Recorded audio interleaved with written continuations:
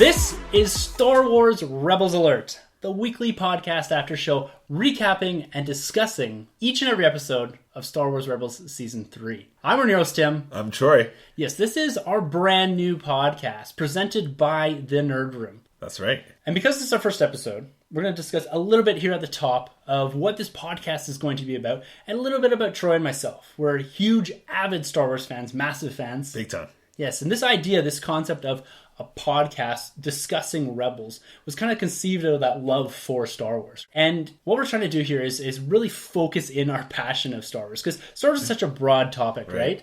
And there's always a lot to talk about. Mm-hmm. But the concept of Rebels that we both really like is that it's all brand new material. Yes. And a couple of years ago, Disney took over and they basically went and wiped out the EU. Mm-hmm. And a lot of people were really upset about that.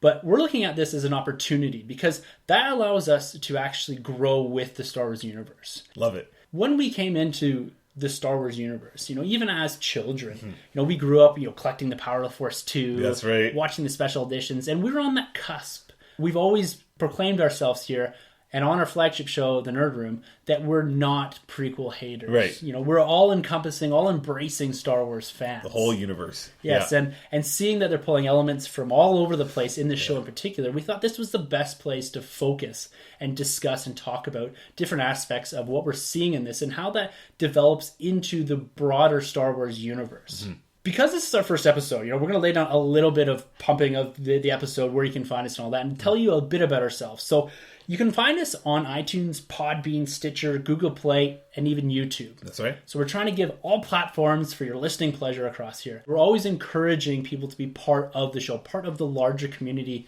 that we're trying to build with the Nerd Room, with Star Wars Rebel Alert. So you can always grab us on Twitter, for this show in particular, at SW Rebels Alert. And then also, swrebelsalert@gmail.com is our email.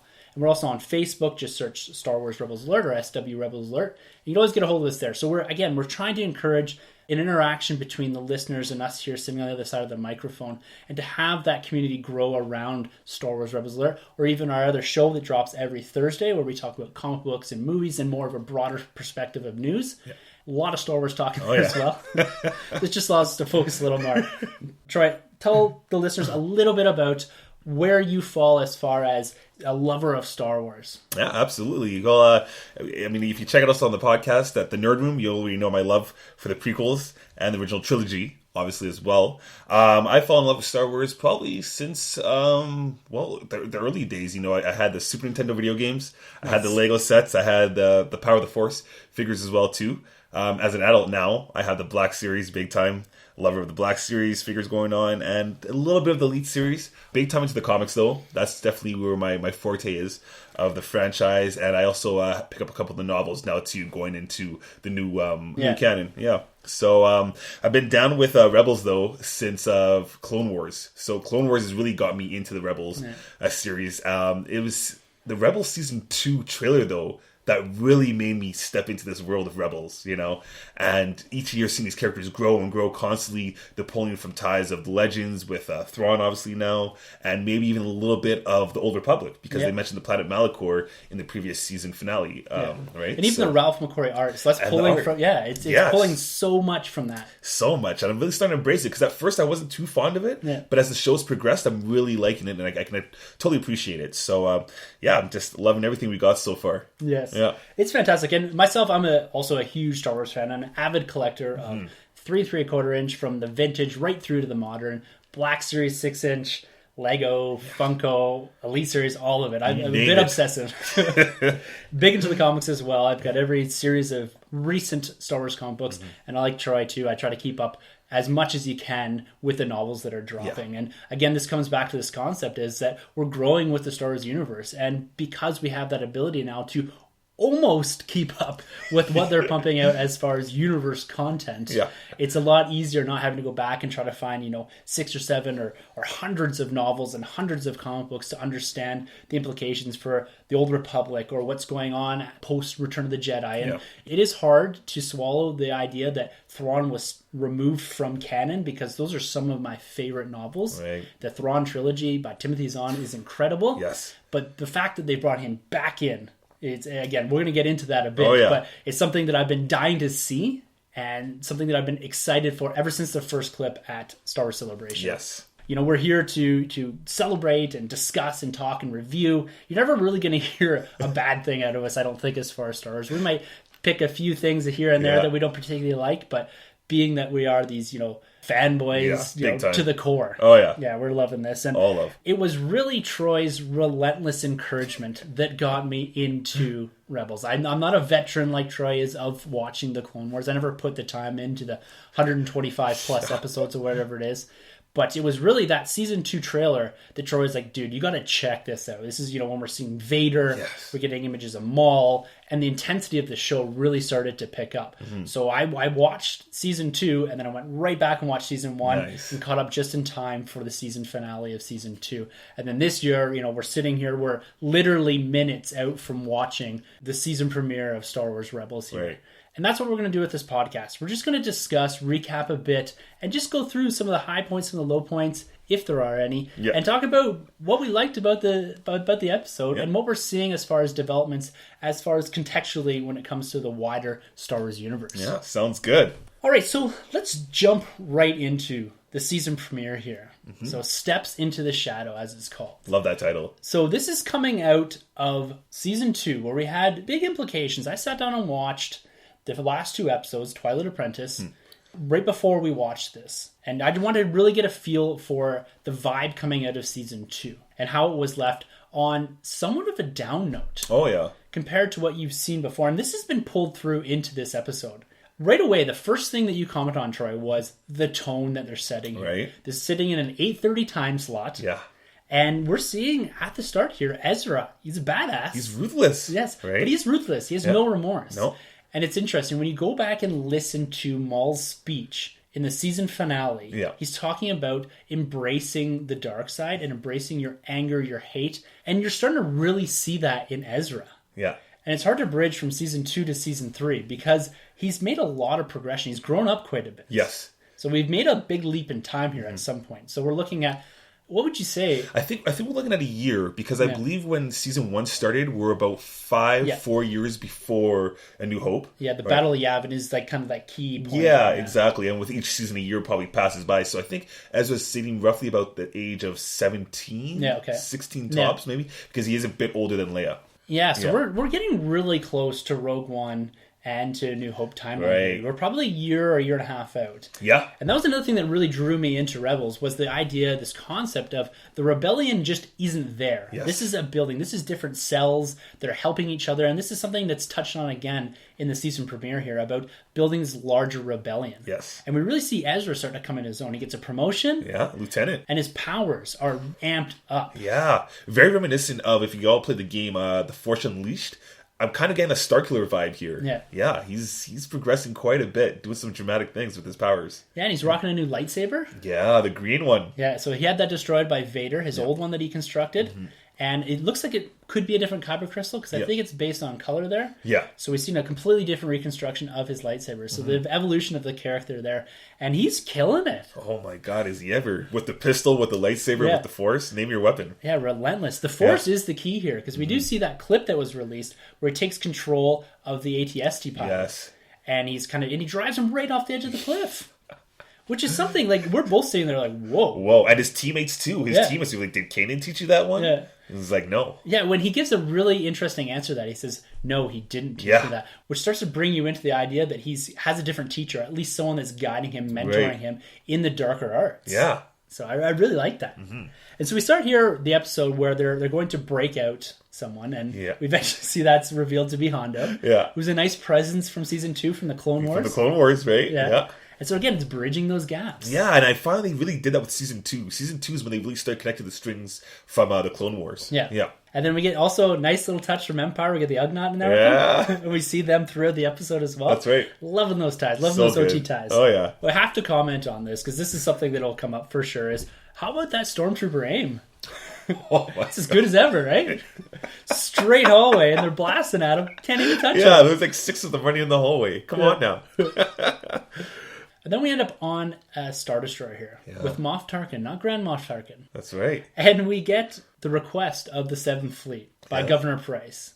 So this is our first hint at Grand Admiral Thrawn. Right. We've all been waiting for this. Yes, huge anticipation. And I thought this was going to be an episode that had a lot more Thrawn in it. Right. But like you said, this could be a slow burn. Slow burn, just easing him in. And I got to give a shout out to the voice actor. It's Mickelson's brother, I believe they confirmed. Oh, is it? Yeah, and he does such a great job with his voice and the music, like you mentioned in the episode. Yeah, when we finally get the introduction of Thrawn, his theme is eerily incredible. Right. It's a theme that they use in the trailer when they first introduce Thrawn, the Thrawn clip, Enter Thrawn, or whatever it's called. Yeah. And it's not till little later in the episode that we do get this, but I still can hear it in the back of my head here. Like, it's just that ominous, and that little twinkle kind of sound going on. It's kind of reminiscent of, is it the Emperor's music? I can't remember. Yeah, it's close to the Emperor's It's close music. to that, isn't it? Yeah. It's got almost like this, like kind of in the background. It's really weird, but it's eerie. It hits though, right? Oh, I love it. And it's cool because every time they start talking about Thrawn, you kind of get that mixed into the background. Right. And that's something they did in the prequel trilogy when Anakin was starting to turn. They started to mix in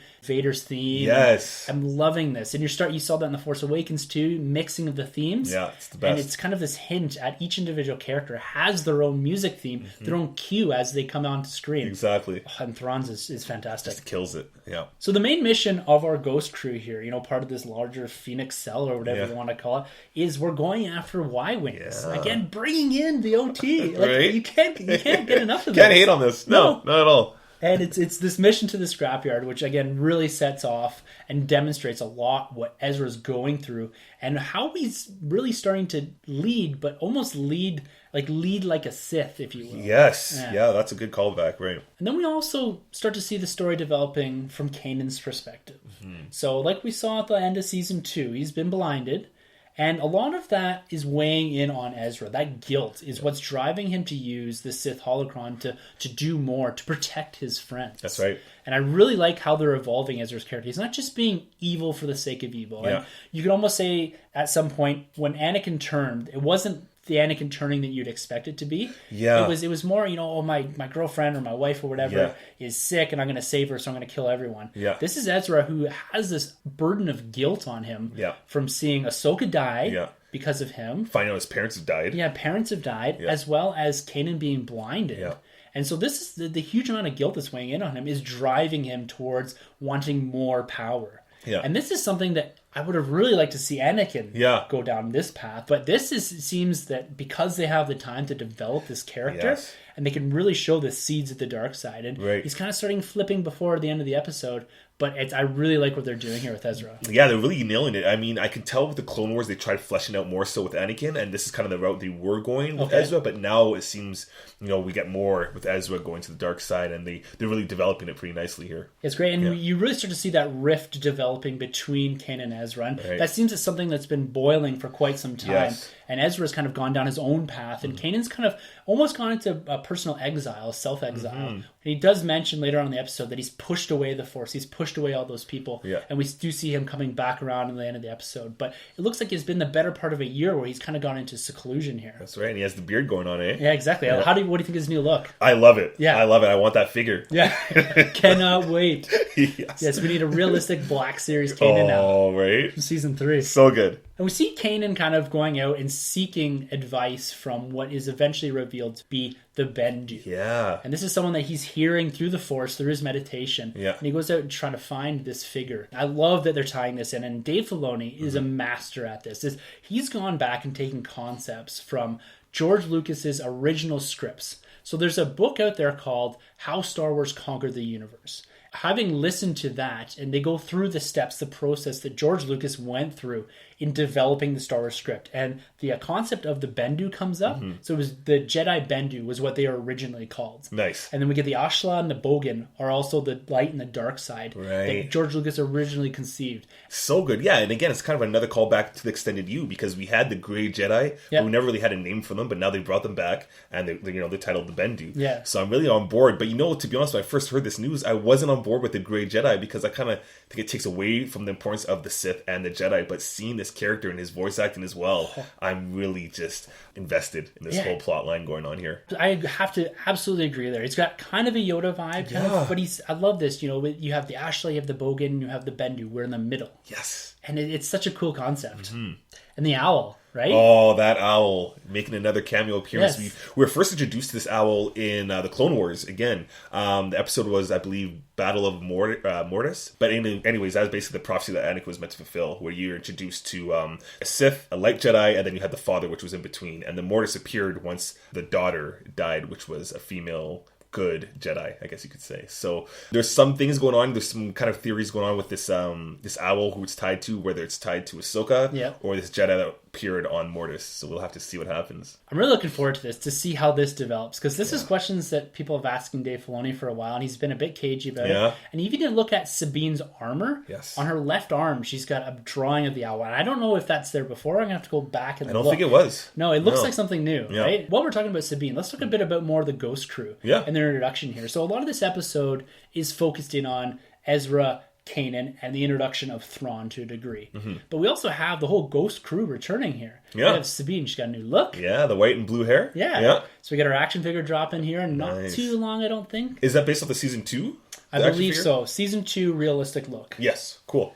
So, and then we got Zeb also. You know, another great presence, another great McCoy art. That's what Chewbacca was supposed to look like. So good. And then we've got Rex. Oh, my man. What a presence. Oh, he's great. Yeah, and it's so good, those callbacks. And seeing him being a larger part of this rebellion, it's like, oh man, wouldn't it be so cool if he showed up in Rogue One? Like, he's just in the background. I know. Well, he's in Return of the Jedi. Yeah, it's confirmed. So good. Good to see the whole Ghost Crew, even Chopper back. And we get Hera, another. She's Syndulla. She's taking that leadership role to the next level of Phoenix Cell, right? Yeah, it's so cool. Yeah, stepping up like her father. Yes, yeah. And about midway through the episode, we get the full introduction of Thrawn. And you pointed out, as they're discussing his promotion to Grand Admiral Thrawn, because that came as a surprise to the officers standing around him. That's right. And you said this is going to be the focus of the Thrawn book. Right. The battle that they've mentioned here, they've dropped that there are more civilian casualties than there were rebel casualties. Yes. And then Governor Price steps back and says, but those rebels are no more. So you're already starting to seed the concept of Thrawn here. And we've read the books, you know, we know a lot about Thrawn here. And yes, they are changing. We're dropping him in a different timeline, but he's got the same vibe, you know, talking about understanding people, understanding their art, their culture. And he's acting, at least in part, as an advisor to these other Imperial officers throughout this episode. But the eyes... The eyes are incredible, eh? Yes. Especially when they do that one transition shot where his eyes kind of marinate still in the scene as everything kind of fades out, and you're just focusing on those eyes, right? Yeah, just linger. And that's a big point in a lot of the concept drawings and all the drawings you saw from the novels. Always focused on the blue skin, the white suit, and the red eyes. That's right. Do you mind the fact that his red eyes have pupils? Does that bother you as much?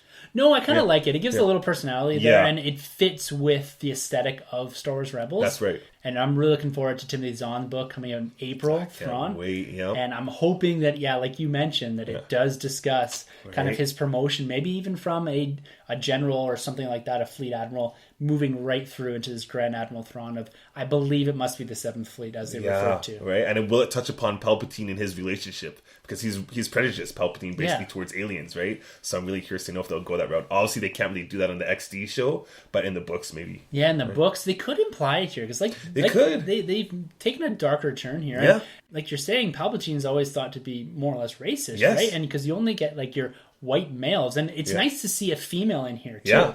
As a commanding officer, Governor Price, and that's something that you do see in the Aftermath books, actually. So they're the books that are now taking the place of the old Thrawn trilogy, the Aftermath trilogy, post Return of the Jedi, post the Battle of Endor, and you're seeing a lot of female high-ranking officers, even Grand Admirals, taking the helm of some of the remaining Star Destroyers and what's left over of a good chunk of the Imperial Navy. And so I'm glad that they're really kind of mixing that in, because that was an element that was always missing from the OT. But the fact that Rebels are mixing that in, it makes the Aftermath books, which aren't really even connected at all to this, but it makes the relevance, a little bit more important as far as the fact that, yes, there are these fleet admirals that are kicking around and that are female, that are alien, that are different. And so it allows them to expand even greater into post Return of the Jedi and into the comic book realm as well. That's right. The Ghost Crew is sent out on a mission here, and that's to recover the Y-Wings, like we said. And they find themselves basically in a battle with the Empire here, with, again, returning old admirals.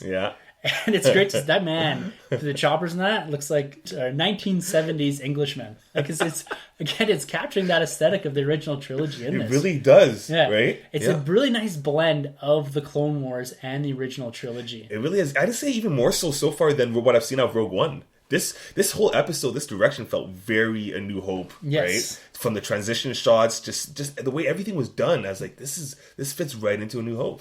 Yeah, and like you look at the first season of Star Wars Rebels, and it looks a lot more aesthetically, at least, like the Clone Wars. And we're looking at the shapes and the ships. Yeah. And then as we move into season 2 is your kind of transition season, and I had to fully agree with you. Season 3 here, at least from this first episode, we're looking at almost A New Hope here. Right. You're looking at the Star Destroyer designs, the look to the individual fleet admirals and generals and all that, as well as, we're even down to the lightsabers, the stormtroopers, all of that.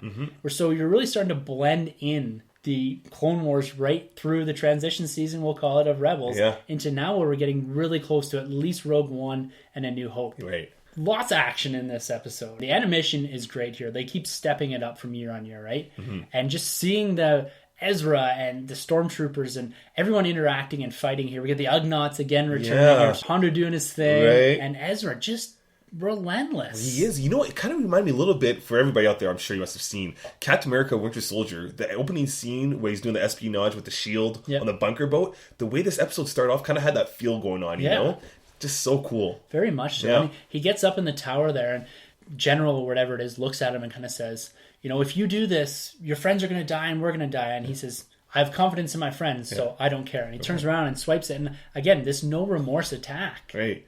That's something that a Jedi doesn't really represent, right? No, not at all. And it's interesting the writing's taken in this direction. Like we said, I think it's fantastic. It's great. And they're not holding back at all. Everyone speculated, is he going to go that path? But here they're just fully blown, just letting you know he's walking that line. And as long as they can commit to this path, yes, we're going to see him waver back and forth. And it looks like from the previews next week that we're going to get the reintroduction of Maul back into season 3. Yeah, Old Master. Master, yes. What a great presence in the end of season 2 there, too. Yeah, such a good job. I really appreciate Maul more so what they've done already in Rebels than Clone Wars, because Clone Wars is kind of a mess. Yeah. Right? So I really like what they've done, kind of brought him back to what we've seen before in Phantom Menace. Yeah, with the legs, and he's kind of this, real stoic, but he's always got this plan going on in the background. Yeah. I really, really like what they've done there. Definitely. Our Rebels are successful in gaining the Y-Wings, but then they do encounter the Imperial fleet as they're fleeing here. And again, it's under the advisement of Grand Admiral Thrawn that the Imperials pull back. So again, it's building this concept that we do have a growing rebellion, and that Thrawn's the only one that sees this as a credible threat. Right. Because everyone else is like, oh, that's the whole Rebel fleet. And Thrawn, first thing he says is, no, that's not the whole Rebel fleet. Yeah. And I'm loving that concept, that tactics that you're already feeling from Thrawn. Yeah, pulling the strings, right? Exactly. Yeah, loving that. And then a nice finish to the episode. We see Kanan coming back around, acknowledging the fact that he's pushed away the Force as he's gone back and talked to the Bendu there. Yeah. And then seeing Kanan re-embrace the Force here, and which allows him to see beyond sight, right? He's starting to feel and experience the Force again. And it's nice to see a character come back around from what seems like a very dark place, especially for a Jedi. And he goes on a mission with Hera to save our ghost crew. And it's nice to see that interaction again between Kanan and Ezra. We seem to see a reconciliation towards the end of the episode full circle of the two, where Ezra starts to acknowledge the fact that maybe he shouldn't have been using the Sith holocron. That's right. And we got a really great action scene there, right? Yeah. With the ship crashing. Kanan saves Ezra, obviously, and then we see a cool slow motion shot of the ship, the ghost ship, kind of do a 360 spin and leave the explosion, right? Yeah. Again, it's that animation. Right. Yes, they've done a hell of a job on this episode. They really have. And sometimes it's funny because you look at it, and I find it particularly with the ships, it's really close to what you would see in A New Hope. Right. And sometimes I'm like, I can't tell if they've done a model here and then just, I don't know. What it's really weird sometimes. I find it just with the ships, but it fits the universe and it fits the animation. Yeah, it does. It's fantastic. But sometimes I'm like, this is almost too real. That's right. And speaking of ships, the yellow TIE fighters we were introduced to this episode. Wow. They look like probably some sort of mercenary crew that the Empire had hired, but the fact that they have yellow TIE fighters? When are we going to get that? I'm fully on board, though. I love them.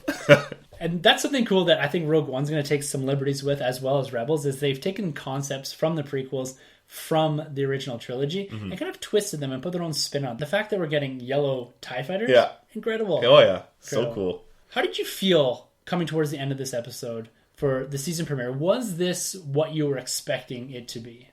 Yeah, for the most part. I mean, it's all around pretty good episode. It was not my favorite of the whole series so far, but it's pretty good. It wrapped up nicely. Didn't really have any disappointments. Like you said, and I'm on board, I thought we were going to get a little bit more Thrawn, but I can understand why we didn't. But everything was good. They really touched upon Kanan where he's been and Ezra where he is right now. And those were the two main focal points leaving season finale of season 2. Yeah. Right. So everything worked for me. I still wonder if we're going to see something to do with Ahsoka. And obviously we got Maul coming up next on the after show we saw, right, for the preview. So I'm loving it. Yeah, me too. I have to say that it was very much a setup episode. It's really answering some of the questions coming out of season 2 as far as where our characters have gone since that big episode. And you fully come into this and you're like, okay, I'm on board with the characters here.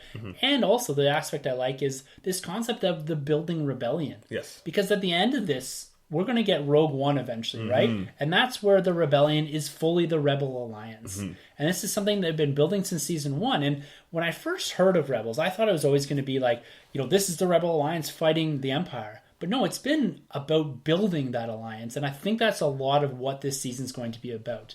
Not only is it going to be about Ezra going one way or the other, Kanan maybe coming back around and re-embracing the Jedi nature, as well as exploring a bit more of the complexities of the Force. Yes.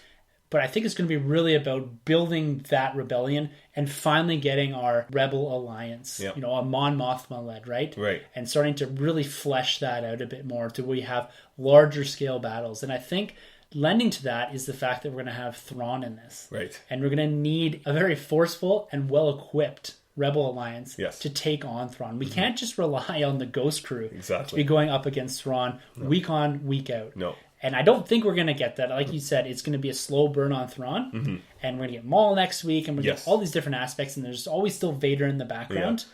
But I think we're actually going to see the Rebel Alliance fully coming together in this season. And I'm really excited for that. Do you think also, because we are going to get more Mandalorians, do you think they are going to join up more so with the Rebels to take on Thrawn?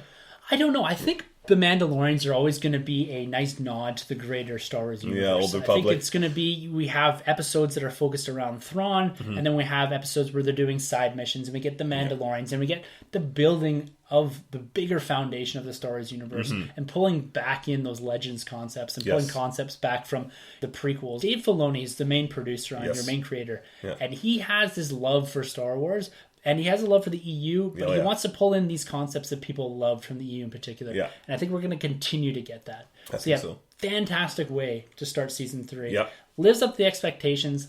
Can't wait to see more Thrawn. I thought we were going to get a little more here. Yeah. That's okay. I'm happy to see because they've shown some of the scenes and I just cannot wait to discuss some of that in a little more detail and see how much they actually pull from Heir to the Empire and those books coming on the other side of Return of the Jedi from the former EU. That's right. Yeah, all around, that is a great episode. Totally on board. Like you said, I hope we get to see a little bit more of an extended view coming up in here, but I think we will with Simon Kinberg and Dave Filoni. Yeah. Those guys are a great powerhouse. My fingers are crossed to still see Dash Rendar maybe hopefully pop up. Why not? Other than that, keep it locked here, guys. Yes, Star Wars Rebels Alert. So these are going to be shorter episodes. Yes. We usually do hour and a half episodes on the Nerd Room where we're talking about news, and then we do kind of a big segment towards the end where we discuss about something in particular. These are going to be kind of quick hit episodes. I'm going to try to get these out to you as soon as possible so that you're hearing this coming right off the back. So you can almost get the same experience that we're getting discussing it and listening right after you watch the episode. Yeah. We're going to be coming at you every single week that there's an episode dropping from Star Wars Rebels Season 3. Yes. And eventually, hopefully, maybe we'll go back and discuss some of the larger Season 1 and Season 2 arcs as we kind of go through this, maybe after Season 3 has fully aired. Yeah. You can always grab us on Twitter, SWRebelsAlert, at Gmail, at SWRebelsAlert. You can always grab us on Facebook. One thing that we did try to do right before we leave here, so we tried to do a slight giveaway to celebrate the debut of our podcast. And we're going to give away Season 2, the full season on Blu-ray. And I threw up on Twitter. I'd never done this before, a little giveaway. And I just said follow and retweet, right? And I didn't realize that people wrote bots for this type of thing. So I go into these individual people and they're all fakes. So what we're going to do here, so we still want to do that. We still want to give away to a listener something to celebrate the debut of the podcast. So if you are listening to this right now, just drop us a line on Twitter, Facebook, or Gmail. Yep. And just let us know that you listen to the show. Give us your input. If you think we suck, tell us that. Yep. If you Give us want a prediction. Yeah, predictions, whatever. We're looking for your input. We're looking to build this community. And then next week we'll announce the winner, and then we'll send it to wherever it is that you live, a copy of Star Wars Rebels Season 2. And it's a great season, the best season so far in this franchise. So far, I'm thinking that we're heading towards the best season yet. Yeah, I think so. Season 3. This is the Empire right here. Yeah. We look forward to discussing Star Wars Rebels next week. Make sure to keep it locked on Star Wars Rebels Alert. And if you want, go check out our other podcast, The Nerd Room, which sits over on the same feed as you're listening to right now. Every Thursday we drop an episode and we talk about comic books, movies, all that kind of neat nerd stuff. All right, guys, until next week, this is Star Wars Rebels Alert signing off. I'm Tim. I'm Troy.